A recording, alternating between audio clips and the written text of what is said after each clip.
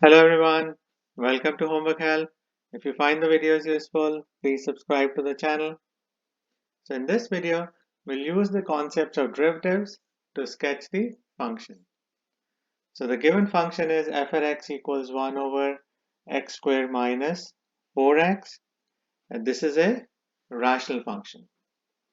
So the first thing we need to do is to find any discontinuities in this function. And for that, we should factor this function as much as possible. So we can do common factoring in the denominator of this function. So we get f at x equals 1 over, we can factor out x in the denominator.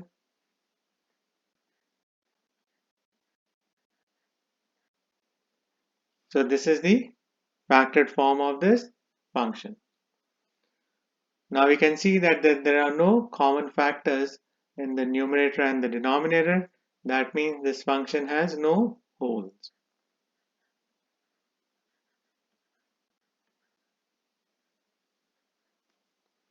Now we can find the vertical asymptotes in this function. Vertical asymptotes exist at x values that make the denominator equal to 0. So we get two cases from the denominator. The first one is x equals 0, and for the second one we do x minus 4 equals 0, and from that we get x equals 4. So there are two vertical asymptotes in this function.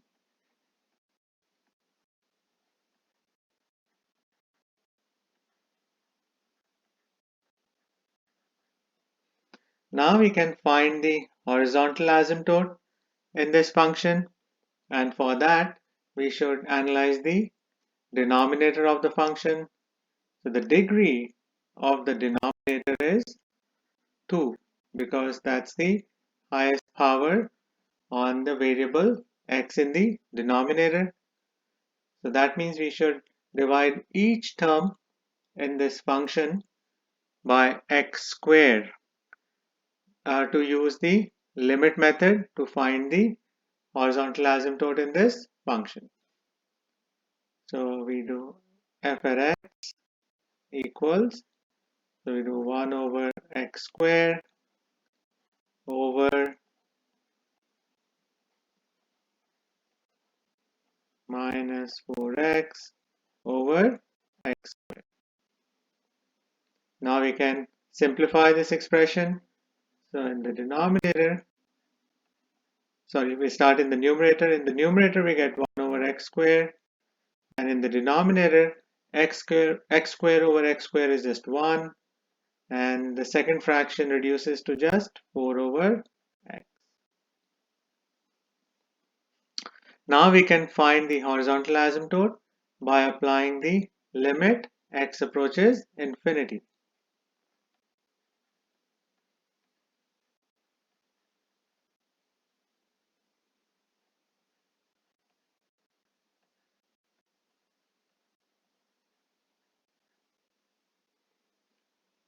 So as we know, 1 over infinity is equal to 0. So when we apply the limit, we get 1 over infinity squared over 1 minus 4 over infinity. So in the numerator, we get 0 over 1 minus 0, which is equal to 0. That means the horizontal asymptote in this function is y equals 0. Now we can find whether the curve approaches the horizontal asymptote from above or below on the left and the right hand side of the x-axis. So for that we can evaluate the limit for x approaching a big negative number and a big positive number. So we do limit x approaches. So we can start with the left side, negative 100.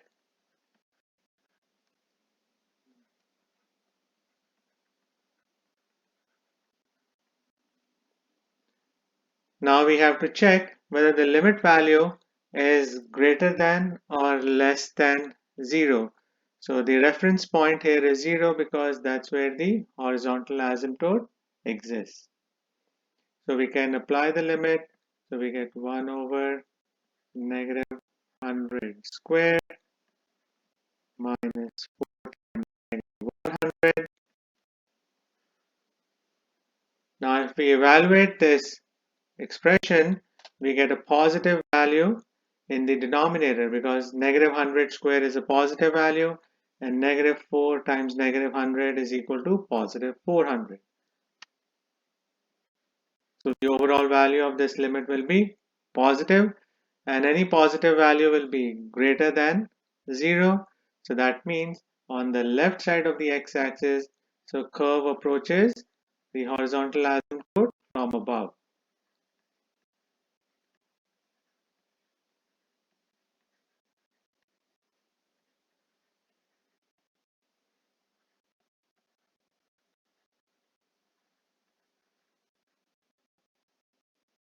Now we can do the analysis on the right side of the x-axis.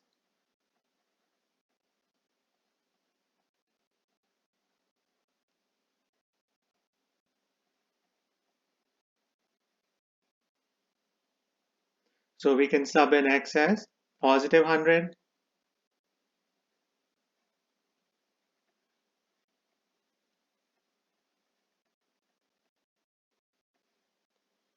So if we evaluate this expression, we get a positive value. So that means on the right side of the x-axis, the curve approaches the horizontal asymptote from above.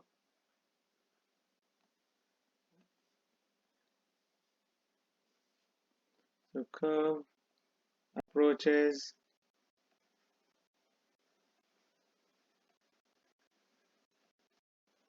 horizontal asymptote from above.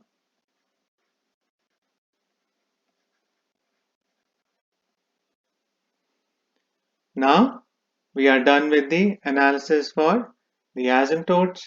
Now we can find the intercepts for this function. So let's start with the x-intercept. So for x-intercept, we sub in the function value as 0 and then solve for x.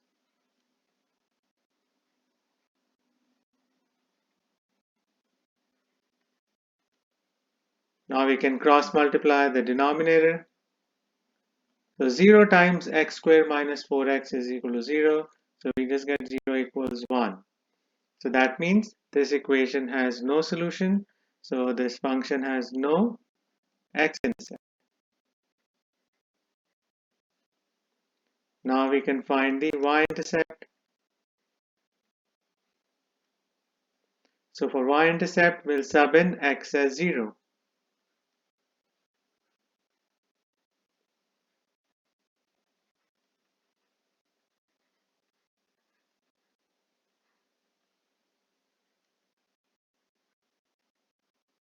So if we evaluate the expression in the denominator, we get a 0 in the denominator, and that makes the expression undefined. So that means this function has no y-intercept. Now we can do the analysis for the first derivative to find the intervals over which the function is increasing and decreasing. So for that, we'll have to find the derivative of this given function. Now it will be easier to find the derivative of the given function if we move the denominator expression to the numerator. So the first step is to rewrite this function as f at x.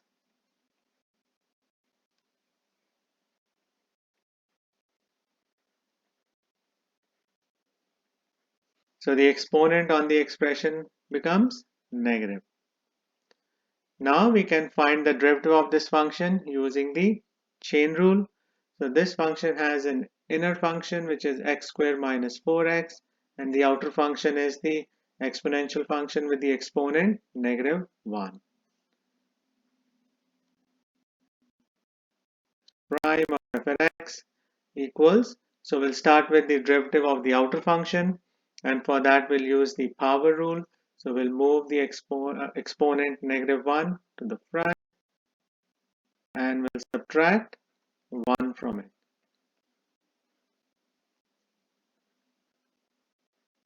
Times the derivative of the inner function, and the inner function is x squared minus 4x. So the derivative of that will be 2x minus 4.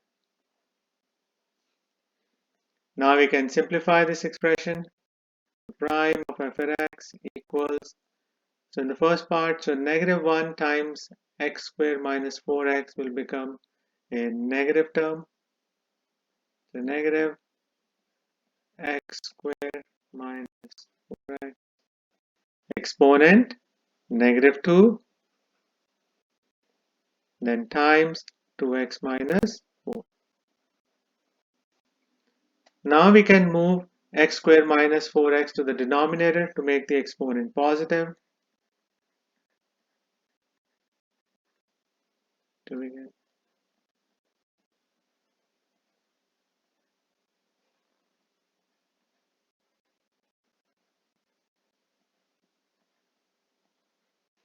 So this is the expression for the first derivative of the given function. Now we can find the critical numbers to get the critical points.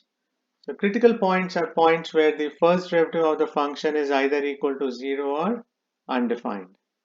So let's start by finding the critical numbers at which the first derivative is equal to 0. So we sub in left side as 0.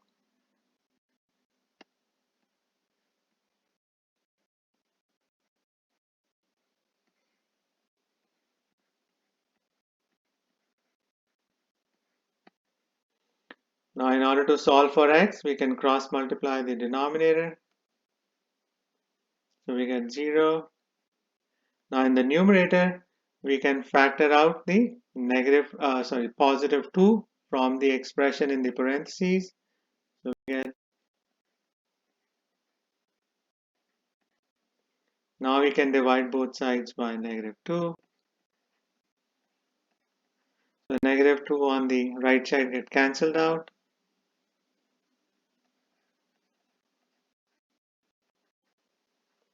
And now we can isolate x by adding 2 on both sides.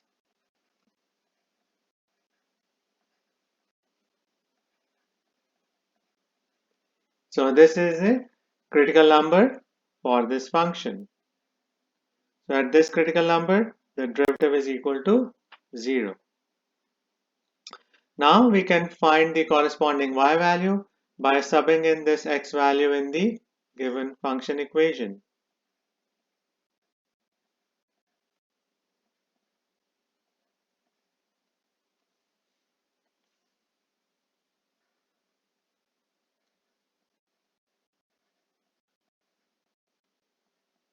So in the denominator, 2 square is 4, and then 4 times 2 is 8, so we get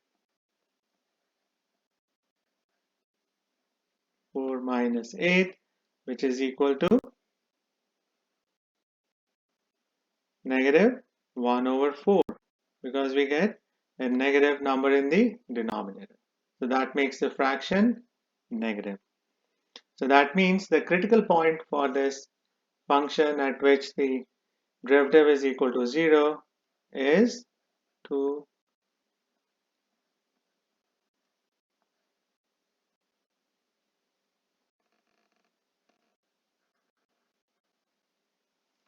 So this is a critical point for this function.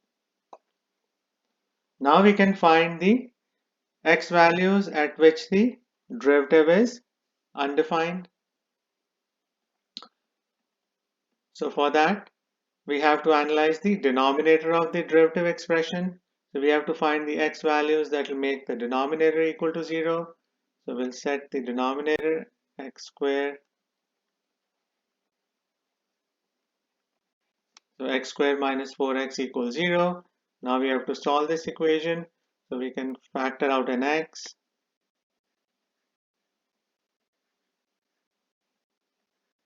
And now we get two cases.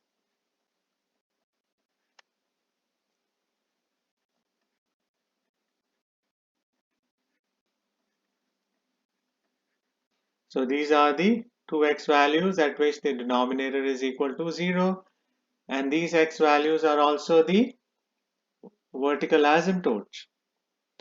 So that means, so these are the two critical numbers at which the first derivative is undefined. Now we have to analyze whether the function is increasing or decreasing on the left and the right hand side of these critical numbers. So for that we can use the number line method. So we'll start by showing the three critical numbers we found. So the first one is at 0, then 2, and then 4. So these critical numbers divide the number line into 4 parts. So we have to check whether the function is increasing or decreasing in each of these parts. So we'll use a test value from each part. So on the left side of 0, we can use the test value -1. Between 0 and 2, we can use the test value 1. Between 2 and 4, we can use the test value 3. And to the right side of 4, we can use the test value 5. So we'll have to sub in these test values one by one in the expression for the first derivative. So if the first derivative is greater than 0, that means the function is increasing in that interval. And if the first derivative is less than 0, that means the function is decreasing in that interval. So let's start with x equals -1. So we can use this equation for the first derivative. So prime of f -1 equals,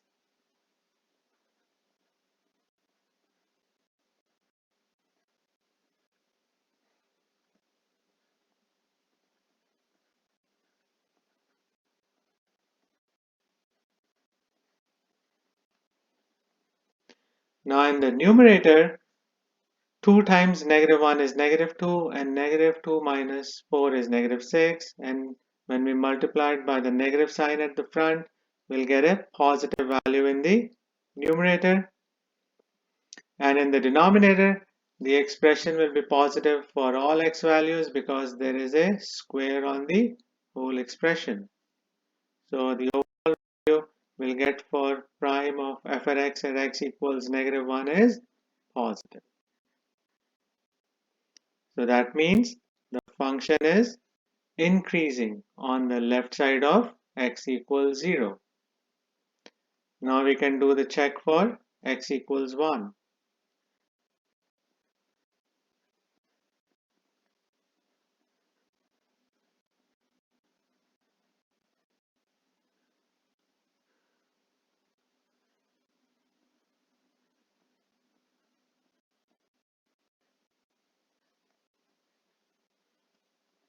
So the denominator will be positive, and in the numerator, so 2 times 1 is 2 and 2 minus 4 is -2, and then when we multiply -2 by the negative sign in the front, we'll get a positive result.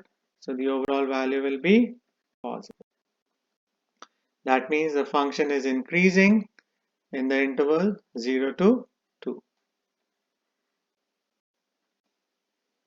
Now we can do the test for x equals 3.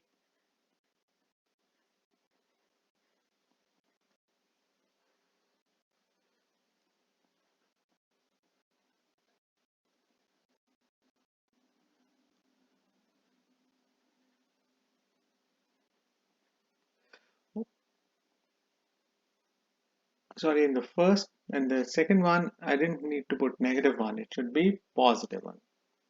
Yeah, sorry. So 3 square minus 4 times 3. Square. So now in the numerator, 2 times 3 is 6 and 6 minus 4 is 2. And then when we multiply 2 by the negative sign in the front, we'll get a negative value in the numerator, and the denominator will always be positive because of the square on the expression. So the overall value will be negative. That means the function is decreasing in the interval from 2 to 4. Now we can do the analysis for x equals 5.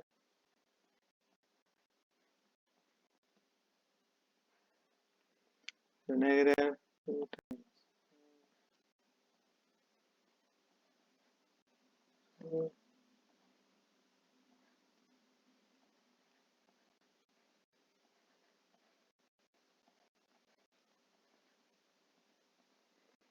Now in the numerator, 2 times 5 is 10, 10 minus 4 is 6, and we'll get a negative 6 because of the negative sign in the front. So the numerator will be negative and the denominator will be positive. So the overall value will be negative. That means the function is decreasing on the right side of x equals 4. Now we can do the analysis for concavity. But for that, we'll have to find the second derivative of this function, and that will be a very complicated expression. So we can just sketch the function based on the analysis we have done so far. So I'll start by plotting the XY grid, and we can show the information we have so far. So we'll start with the asymptotes. So there are no holes and the vertical asymptote is at 0 and 4. So this is our first asymptote here on the y-axis. So let's assume x is equal to 4 is here. So this is our second vertical asymptote. The horizontal asymptote is at y equals 0. So that's on the x-axis.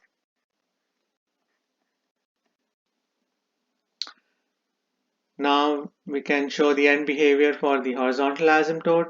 So on the left side, the curve approaches the horizontal asymptote from above. So like this. And on the right side also, it's from above. So something like this. Now we can show the intercept. So there are no x or y intercept.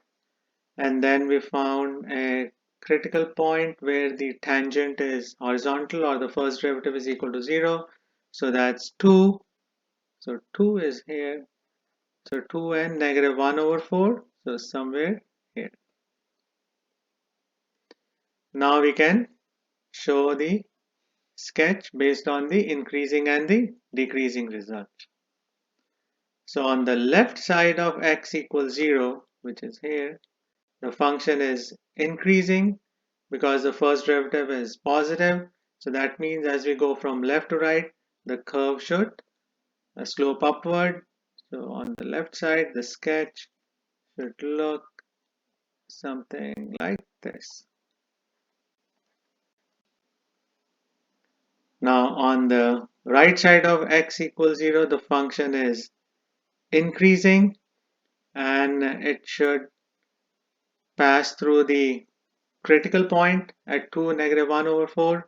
So we can show the end behavior on the right side of x equals 0 as like this because the function is increasing and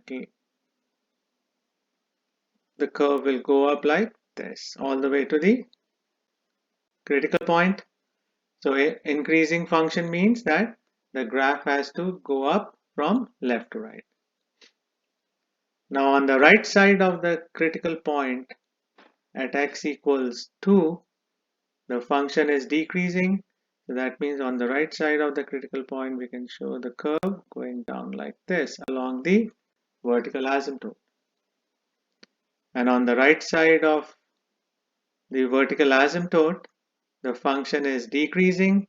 So that means we can show the curve like this and it gets closer to the horizontal asymptote. So like this.